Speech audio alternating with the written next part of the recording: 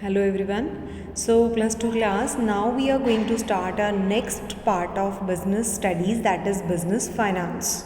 And in business finance, first chapter is related with the financial management. And according to the revised syllabus, there is no deduction of any concept. सो इस chapter में आपको कुछ भी छोड़ के नहीं जाना, बिकॉज रिवाइज सिलेबस में ये सारा कंसेप्ट एज इट इज़ है जो आपकी बुक में अवेलेबल है. Fine. So what is meant by financial management. Financial management किससे रिलेटेड होती है बेटा? फाइनेंस से. And management, you know, to plan, to organize and finally to implement. So in this way, here you will read the business finance and the related concept of financial management. So let's see what is business finance. So business finance is the fund which is needed for establishment of a running business or to expand or diversify the existing business. तो अपने business को आपने चलाना कैसे है, establish मतलब बढ़ाना कैसे है, या फिर आपने और ज़्यादा एक्सटेंड करना है, अपनी ब्रांचेस को बढ़ाना है, अपना स्केल बढ़ाना है. अगर आप स्मॉल स्केल से लार्ज स्केल्स में आते हो, so these are all needed the business finance. Similarly अगर हमने अपने बिजनेस में एसेट्स को प्रोक्योर करना है, एसेट्स को खरीदना है, like we want to purchase machinery, building, and we need the finance. In the same way, for working capital means day-to-day expenses, we also always need the business finance.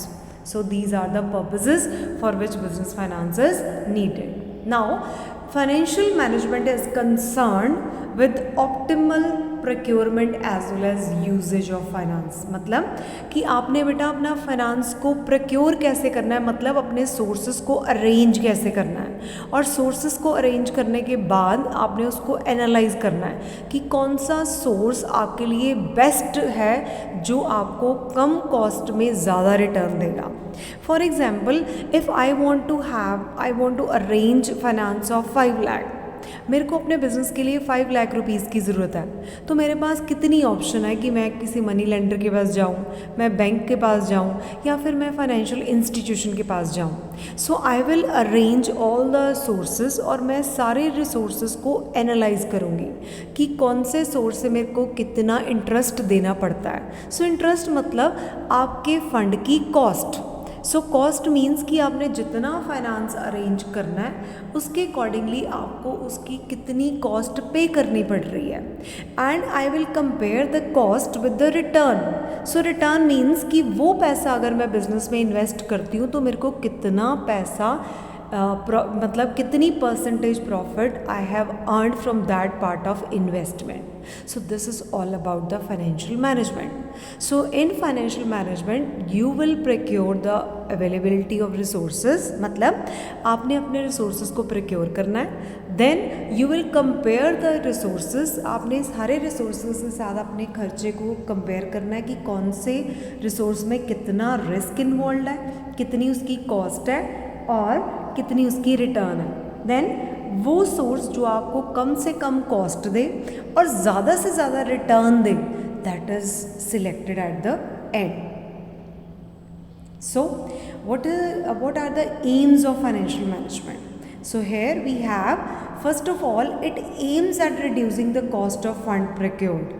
Means कि जो भी आपने अपने finance में अपना खर्चे involve करे हैं, जैसे कि मेरे को इंटरेस्ट पड़ रहा है या फिर बैंक में मैंने लिमिट बना के रखी है, मेरे को उसके ऊपर इंटरेस्ट पड़ रहा है, तो मैंने उसको कम से कम अपना खर्चा रिड्यूस करना है. और खर्चा कैसे रिड्यूस होएगा? जब हमारी रिटर्न ज़्यादा होएगी. मीन्स उस पैसे को हम ऐसे यूज़ कर रहे हैं कि हमारा खर्चा बार बार से पूरा हो रहा है and we are earning more profits.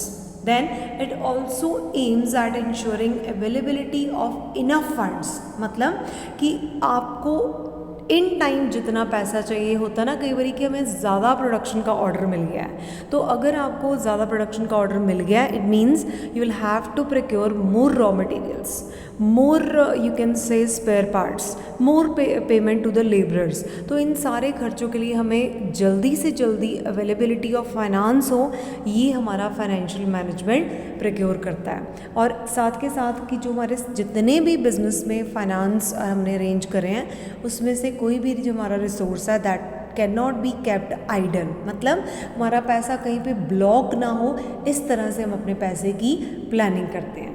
Fine. So here we have importance of financial management. So here financial management effects means कि हमारे फाइनेंशियल मैनेजमेंट करने से हमारे बिजनेस के ऊपर क्या इफ़ेक्ट पड़ता है.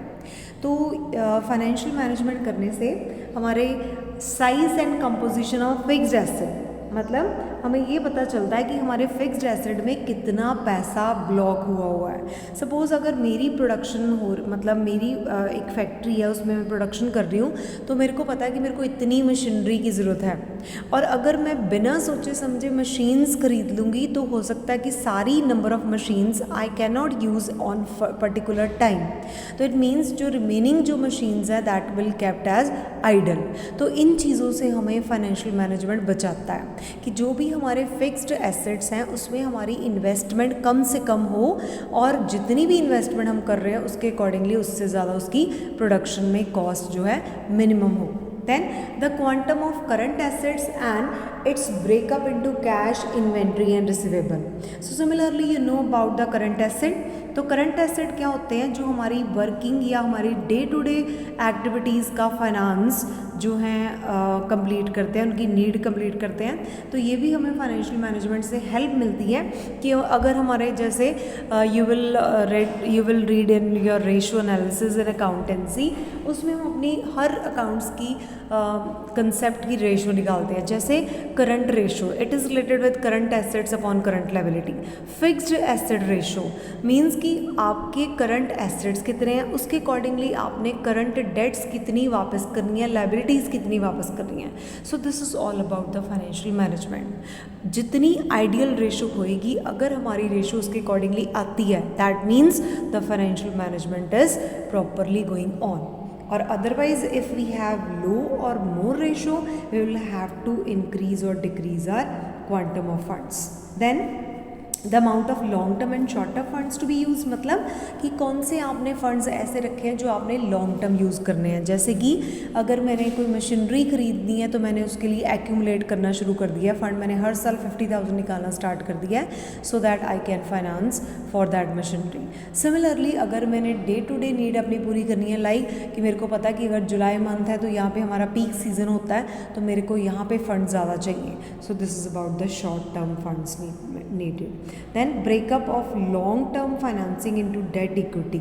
सो बेटा डेट इक्विटी के बारे में मैंने इसमें डिटेल से आपको समझाना है कि हमारे जितने भी फाइनेंस होते हैं जो लॉन्ग टर्म हमारे बिजनेस में एक चेन बने रहते हैं, these are the equity and debts. अब इक्विटी क्या होती है, these are the share holders fund. Means आपकी कंपनी के शेयर होल्डर्स, आपने जितना पैसा अपने शेयर होल्डर्स से इन्वाइट करके लिया, अपनी बुक में बनाया है. एंड डेट मीन्स जैसे हम कहते हैं ना कि कर्जे लेना. So similarly debt means these are related with the debentures. तो जो आपने एक पर्टिकुलर टाइम में अपने खर्चों को वापस कर देना, अपने डेट्स को रिमूव कर देना, दीज आर द डेट. तो कितना प्रपोर्शन हमारी बुक में डेट का होना चाहिए, कितना इक्विटी का होना चाहिए, that is decided in financial management. Similarly, all items in profit and loss, that is interest, expense and depreciation, मतलब कि फाइनेंशियल मैनेजमेंट हमारी एक्सपेंसेस के ऊपर भी एक एनालाइज करती है कि हमारे खर्चे आगे से ज़्यादा बढ़े ना और हमारा फाइनेंस उसको पे करने के लिए प्रॉपरली अवेलेबल हो. Then the objectives of financial management are to maximise share holders wealth.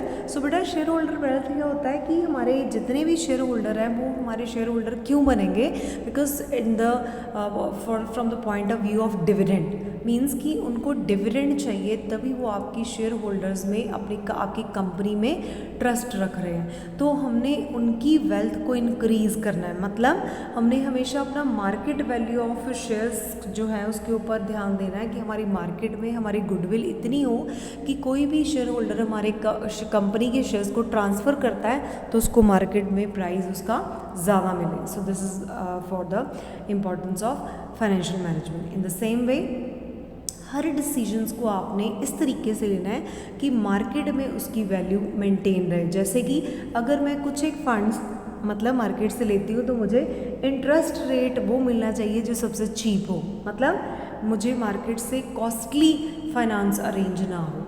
Similarly जितने भी हमारे शेयर होल्डर्स हैं, मतलब जिनके पास हमारी कंपनी की इक्विटी शेयर्स हैं, उनका जो प्राइस है दैट वुड बी मैक्सिमाइज्ड। मतलब कंपनी की गुडविल इतनी होनी चाहिए कि वो कर्जे में नहीं होनी चाहिए, मतलब they must not have the debt proportion than the equity proportion. So ये मैंने आपको प्रैक्टिकल में डिटेल में आगे समझाना है।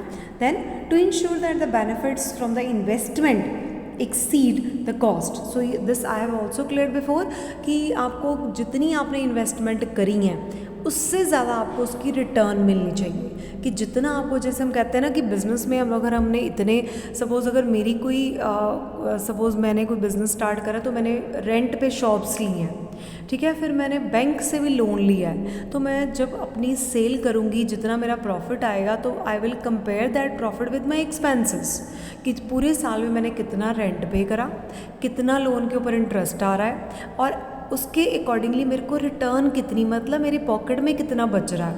That is main benefit of financial management कि जितना आपने खर्चा करना है और जितना आपको रिटर्न आ रही है, it must exceed your cost, मतलब आपकी रिटर्न आपके खर्चे से ज़्यादा होनी चाहिए। फाइन।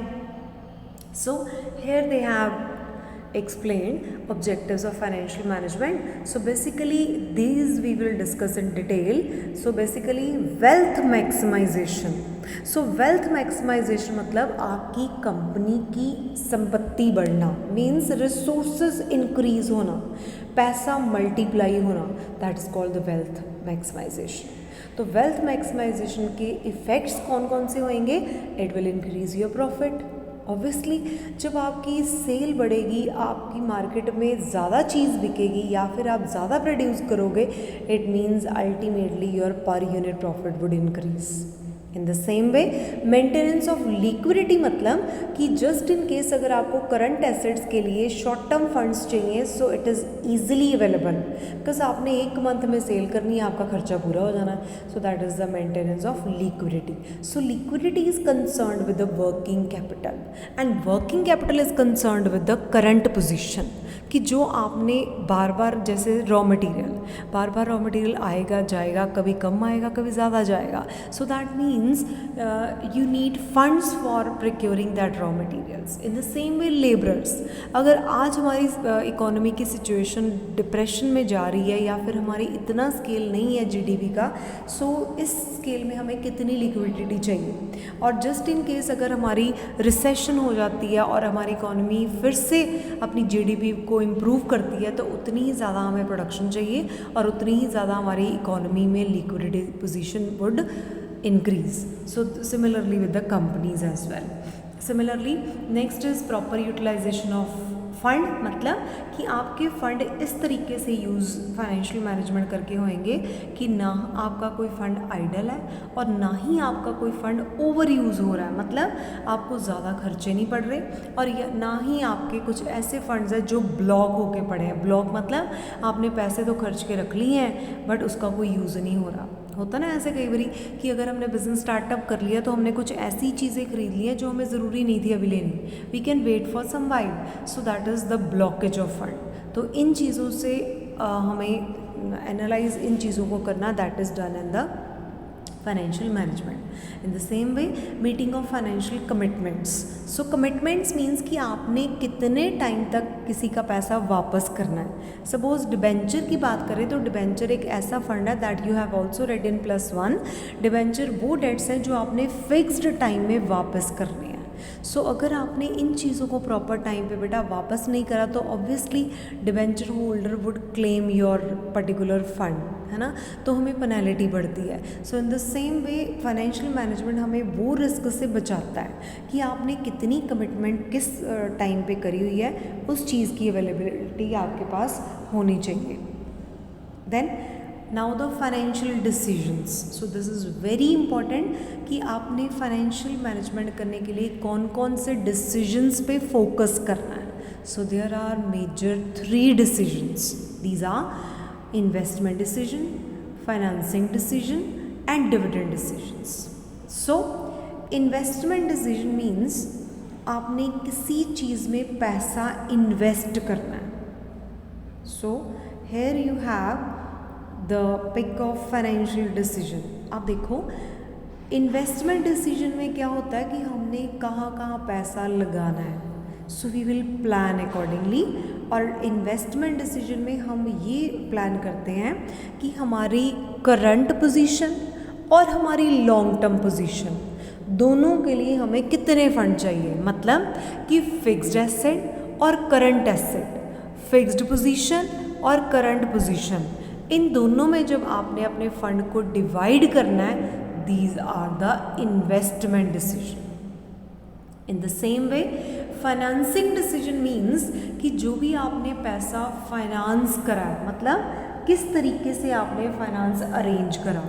जैसे अगर मैंने अपने शेयर्स इशू करे तो मेरी इक्विटी बनी, अगर मैंने डिबेंचर्स अपनी बुक में इशू करे तो दैट आर माय डेट, और अगर मैंने किसी फाइनेंशियल इंस्टीट्यूशन से पैसा लिया है तो these are the source of other finance, मतलब term loan, bank loan, loan from any institution, these are the financing decisions. कि इस केस में हमने एनालाइज करना है कि हमें कम से कम खर्चा हो और ज़्यादा से ज़्यादा उसकी रिटर्न हो।